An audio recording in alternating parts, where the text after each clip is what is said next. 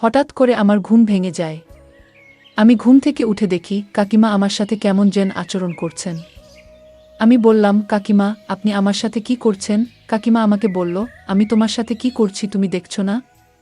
তুমি এত কথা বলতেছ কেন? আমি যা করছি তুমি আমাকে তা করতে দাও। কাকিমার ধমকে আমি খুব ভয় পেয়ে গেলাম। আমি বললাম, আচ্ছা ঠিক আছে কাকিমা, তোমার যা মন চায় তা কর। তারপর হঠাৎ করে কাকিমা যেন একটু উন্মাদ হয়ে গেল। উন্মাদ হয়ে কাকিমা এই ঝড় বৃষ্টির রাতে আমার সাথে যা করল তা শুনলে বন্ধুরা, তোমাদের মাথা গরম হয়ে যাবে। বন্ধুরা, গল্পটি অনেক অনেক ইন্টারেস্টিং। আশা করি গল্পটি শুনিয়ে তোমরা অনেক মজা পাবে। বন্ধুরা, তোমাদের আমার ছোট্ট একটি অনুরোধ, তোমরা দয়া করে আমার চ্যানেলটিকে সাবস্ক্রাইব করে আমাকে সাপোর্ট করবা। হ্যালো বন্ধুরা, আমি ফারদিন। এটা আমার ছদ্মনাম।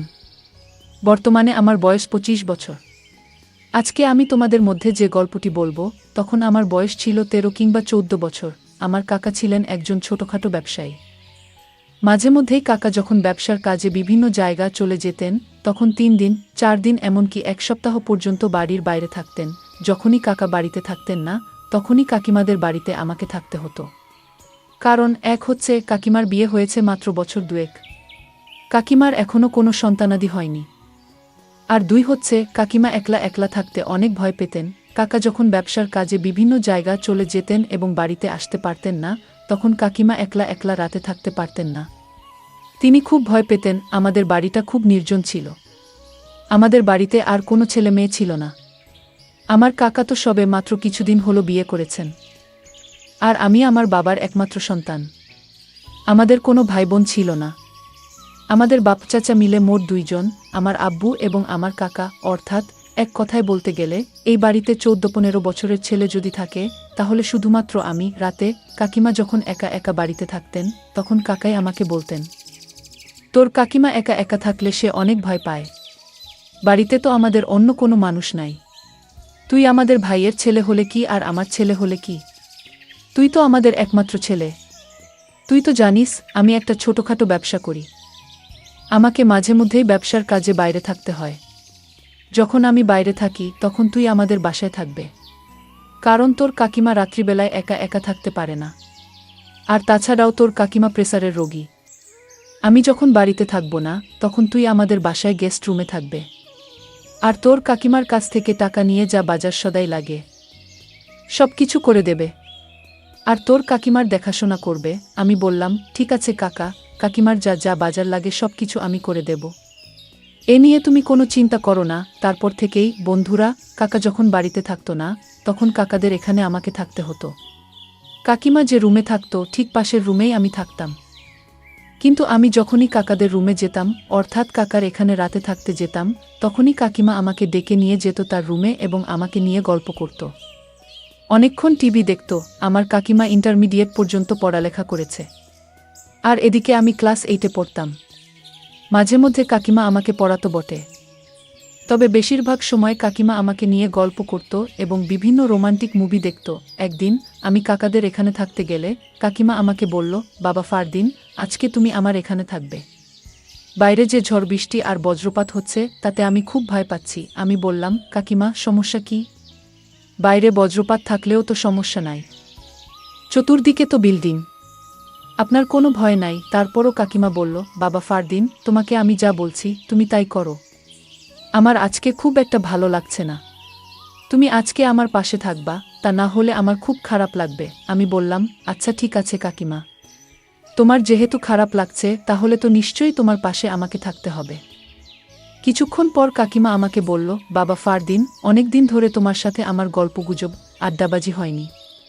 আচ্ছা, আজকে তোমাকে নিয়ে আমি অনেক আড্ডা দেব। আমি বললাম, কাকিমা, আমি খুব একটা বেশি আড্ডা দিতে পছন্দ করি না। তারপর কাকিমা আমাকে বলল, আজকে আমার সাথে তোমাকে আড্ডা দিতেই হবে। কাকিমার অনেক জোড়াজুড়িতে আমি আড্ডা দিতে রাজি হয়ে গেলাম। তারপর আমি বললাম, কাকিমা, আমি তোমার সাথে আড্ডা দিতে রাজি আছি, কিন্তু আমার একটা শর্ত আছে। কাকিমা আমাকে বলছে, বাবা ফারদিন, কি শর্ত তোমার? আমি বললাম, কাকিমা, আমার আব্বুকে আমি অনেক দিন ধরে বলছি আমাকে একটা মোবাইল কিনে দিতে, কিন্তু আমার আব্বু আমাকে কোনো মোবাইল কিনে দেয় না। কাকিমা, তোমার সাথে আমি সারা রাত ধরে আড্ডা দেব, তুমি যতক্ষণ মন চায় ততক্ষণ আড্ডা দেব, কিন্তু তোমাকে আমাকে একটি মোবাইল কিনে দিতে হবে। আমার কথা শুনে কাকিমা হাহা করে একটা হাসি দিল। আমি বললাম, কাকিমা তুমি হাসলে কেন? তারপর কাকিমা আমাকে বলছে, আরে ফারদিন, এটা কোনো ব্যাপার হলো? তোকে আমি কালকে একটা মোবাইল কিনে দেব, কিন্তু আমারও একটা শর্ত আছে। যদি আমার শর্তটা তুই মানতে পারিস, আমি তোকে মোবাইল কিনে দেব। আমি বললাম, কাকিমা তোমার আবার কিসের শর্ত? ঠিক আছে, যদি তুমি আমাকে মোবাইল কিনে দাও, তাহলে তুমি যে কোনো শর্ত দাও, আমি মেনে নেব। তারপর কাকিমা বলছে, আচ্ছা ঠিক আছে, তাহলে আজকে রাত্রে আমি যা বলি তুই সেটা করবি। আমি বললাম, আচ্ছা ঠিক আছে, যদি তুমি আমাকে মোবাইল কিনে দাও, তাহলে তুমি যা বলবে আমি তাই করব।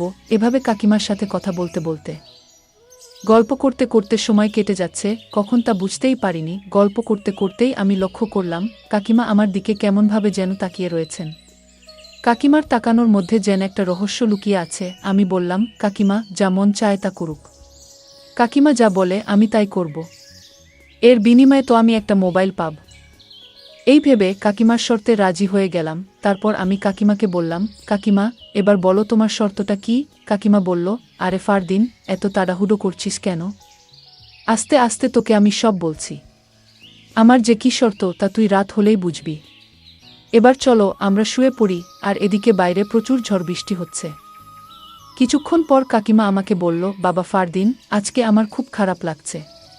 এই যে এই মলমটা নাও, এই মলমটা নিয়ে আমাকে একটু মাথায় মালিশ করে দে, তাহলে মনে হয় একটু ভালো লাগবে। তারপর আমি আর কি করব, বাধ্য ছেলের মতো হয়ে কাকিমার মাথায় মালিশ করতে শুরু করলাম। একদিকে আমি মালিশ করতেছি, আরেকদিকে কাকিমা কেমন যেন অদ্ভুত অদ্ভুত আওয়াজ করতেছেন।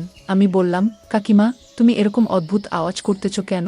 কাকিমা বলছে, আরে বাবা তুই এটা বুঝবি না, তোকে যা বলছি তাই কর। আমি বললাম, ঠিক আছে কাকিমা। এই বলে বাধ্য ছেলের মতো কাকিমার শিখানো অনুযায়ী আমি তাকে মালিশ করতে শুরু করলাম। এভাবে মালিশ করতে করতে কাকিমা হঠাৎ করে ঘুমিয়ে পড়লেন।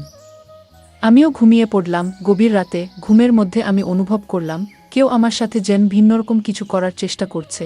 এরকম পরিস্থিতিতে হঠাৎ করে আমার ঘুম ভেঙে যায়।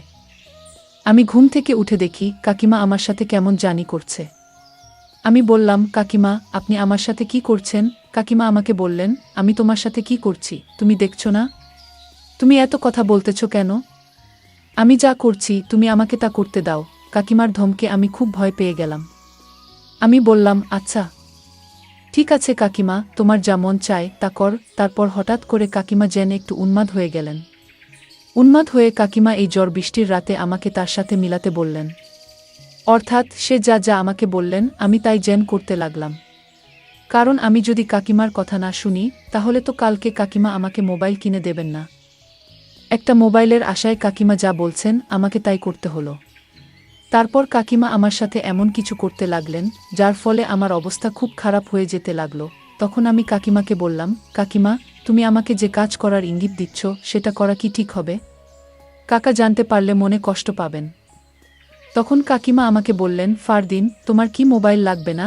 আমি বললাম, হ্যাঁ কাকিমা লাগবে। তোমার যদি মোবাইল লাগে তাহলে তোমাকে আমার সাথে আজকে একটা কিছু করতে হবে, তাহলেই কেবল তুমি মোবাইল পাবে। তারপর কাকিমা আমার সাথে এমন কিছু করলেন যা আমার মুখে ভাষায় প্রকাশ করা অসম্ভব।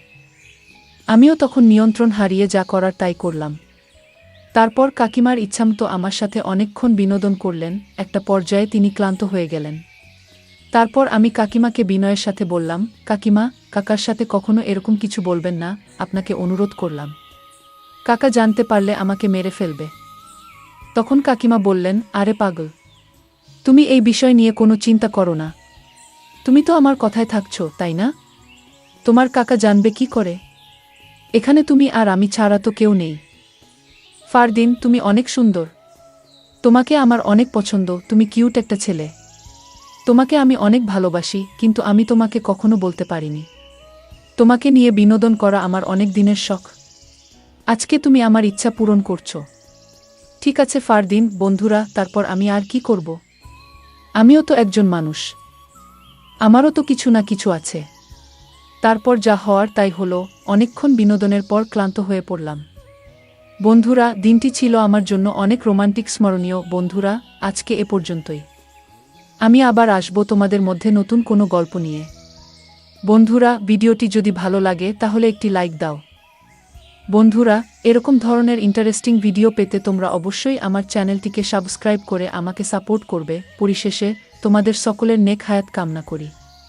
ভিডিওটি দেখার জন্য তোমাদের সকলকে অসংখ্য ধন্যবাদ।